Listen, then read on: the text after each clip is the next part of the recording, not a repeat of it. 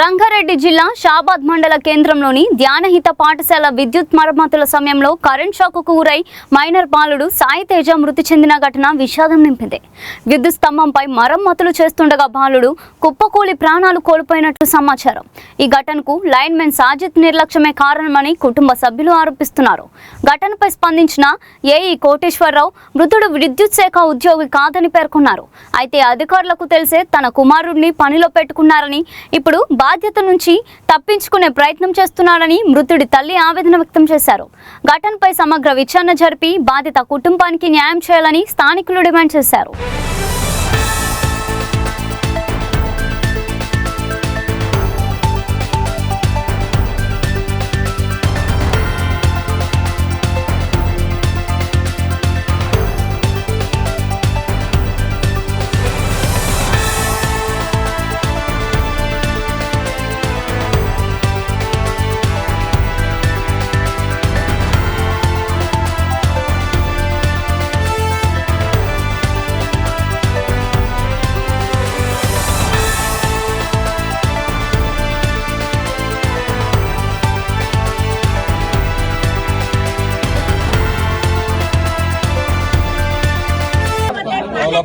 సుల్లి పట్టుకొచ్చి అశోకన గట్టిగా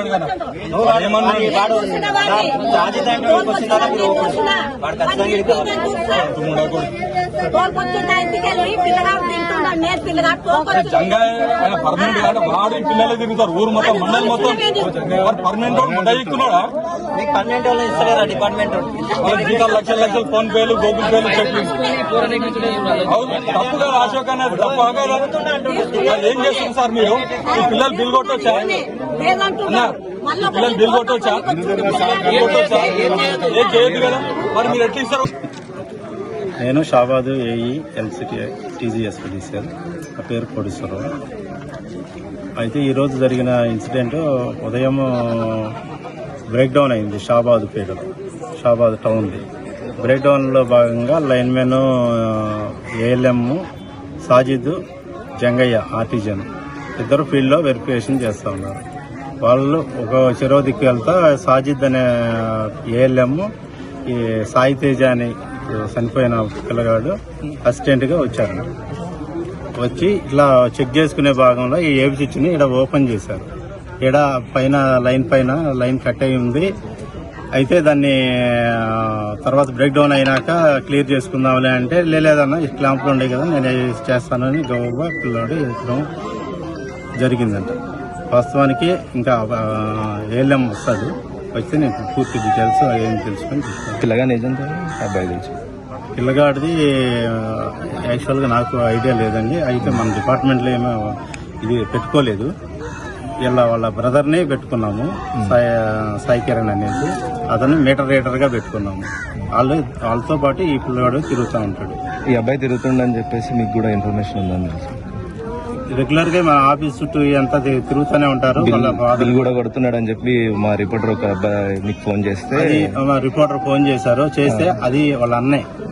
అయితే ఆయనది మేజరే ఉంది, ఆయనకి ఐటీఐ కూడా అయిపోయింది. పిఎంఆర్ గా పెట్టుకున్నాం డిపార్ట్మెంట్ అని చెప్పాను. సరే, ఇప్పుడు ట్రాన్స్ఫర్ వ్యక్తి కనీసం సేఫ్టీ ఉండాలి కదా వాళ్ళకి. హెల్మెట్ మేము ఎవ్రీ మీటింగ్ లోనే ప్రతి ఆస్పెక్ట్ లోనే చెప్తానే ఉంటాము. ఏ లైన్ మ్యాన్ కి కూడా చూడలేదు మేము షాబాద్ లో హెల్మెట్ పెట్టుకోవడం, హెల్మెట్లు కూడా ఎవరికి చూడలేదు మేము. వర్షాకాలంలో మేము షూస్ కూడా అవసరమే కదా, వాళ్ళ షూస్ కానీ సేఫ్టీ ఏం కనిపించలేదండి. మీరు కూడా కాల్స్ లేపారు సార్, మీరు కూడా ఎవరి కాల్స్ కూడా సరిగ్గా చాలా ఫేస్ చేస్తారు.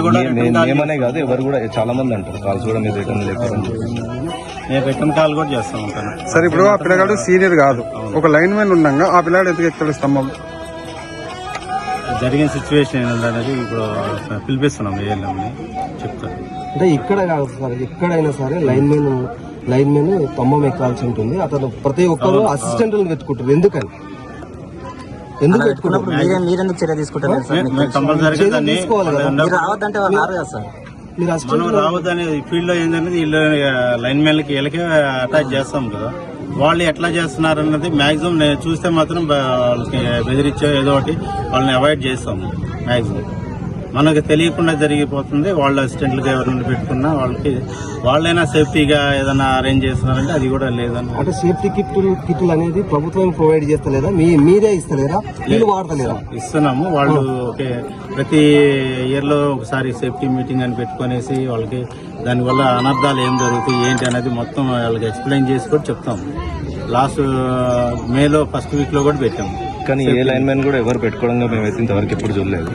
దాని నుంచి మీరు కూడా ఇస్తాం కంపల్సరీ. దీన్ని ఆ కుటుంబానికి న్యాయం ఎలా చేస్తారు? కాంపన్సేషన్ డీటెయిల్స్ తీసుకొని కాంపన్సేషన్. షాబాద్ ఫీడర్ ఎల్సీలో ఉండి బ్రేక్ డౌన్ అటెండ్ చేస్తున్నారు. ఎల్సీలో ఉంది, కాకపోతే వేరే ఎర్రన్గూడ ఫీడరు. ఈ ఫీడర్కి క్రాసింగ్ ఉంది కాడ, దాని ఎల్టీ లైన్ ఈ 11 KVకి క్రాస్ అయ్యింది. Field verification, physical verification break down attend చేసేటప్పుడు ఐడెంటిఫై చేసింది. 2 టచ్ అయ్యాయి. దానివల్ల రిటర్న్ సప్లై. కంప్లైంట్ ఎవరు ఇచ్చారండి? ఇష్యూ ఇది ఇక్కడ ఇష్యూ సాజిద్ ఫోన్ చేసి చెప్పారు. జంగయ్య సాజిద్ ఫోన్ లేపట్లేదంటే చెప్పిండు, అదే రావట్లేదంటే. ఇలాంటి ఘటనలు పునరావృతం కాకుండా మీరు ఎలాంటి చర్యలు తీసుకుంటారు? కంపల్సరీగా సేఫ్టీ మీద వాళ్ళని కొంచెం గట్టిగా. కొన్ని ఊర్లో కూడా మన స్టీల్ ఐరన్ స్తంభాలు ఉన్నాయండి, అవి కూడా ఇప్పుడు అదే బడ్జెట్ ఎస్టిమేట్ వేయడానికి ఇచ్చారు. ఆల్మోస్ట్ ప్రతి విలేజ్ లోనూ ఈ ఐరన్ స్తంభాలు ఏది ఉందో అవి తెప్పించుకొని డేటా తెప్పించుకొని ఎస్టిమేట్లు చేసేసాం, ఫార్వర్డ్ చేసాం. అవి వచ్చిన వెంటనే బడ్జెట్ అలాట్ అయిన వెంటనే మనం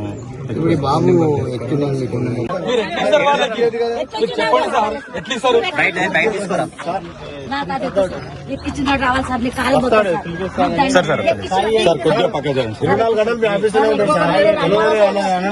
చాలా తప్ప